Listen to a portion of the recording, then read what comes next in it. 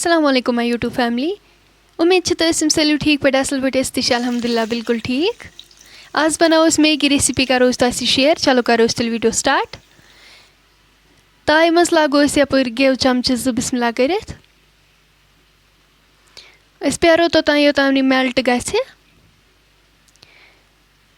यपर गंड अख थोमुत चॉप करित गेव गो असल पे मेल्ट। तुम हेकु वुचित यह गंड करो अत मज ऐड।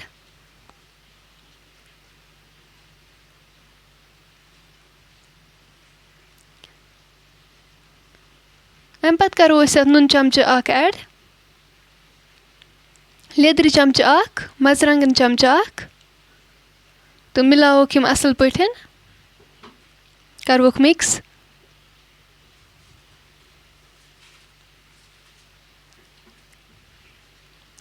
असल पे मिक्स करने बाद करो अत आब लीटर ओड ऐड।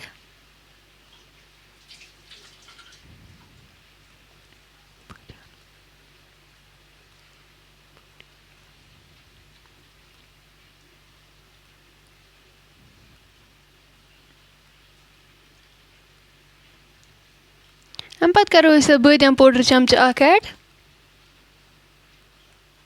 गरम मसाला चमच ओड, सब्ज यल अख करवोस ऐड तो मिलावोक यम ते।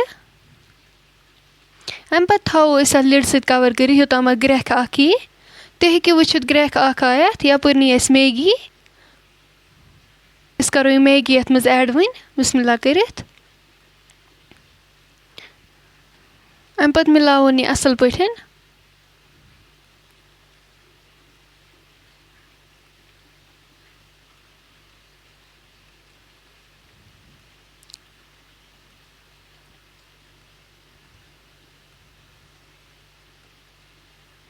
अम पत यपर थमित चॉप कर ग्रीन तो रेड चिली तो यम ते करोस ऐड बिस्मिल्लाह करित।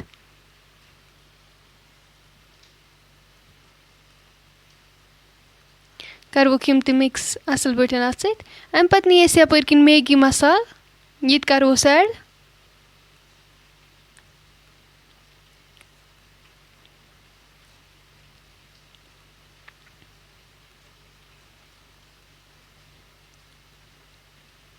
अम पत करो 5 मिनट वेट यूत कल अमिच ग्रेवी रिड्यूस गछ।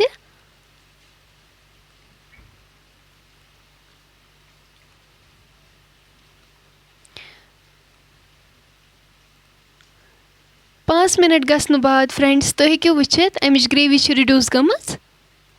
मैगी ते गमच असल पे तैयार।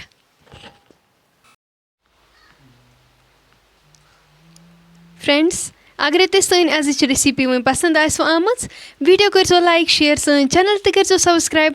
कमेंट सेक्शनस मज दीजो पन फीडबैक। इंशाल्लाह मिलो वे नेक्स्ट बे अक्स वीडियोस मज। तोतान थो पन्न दुहन मज याद। अल्लाह हाफिज।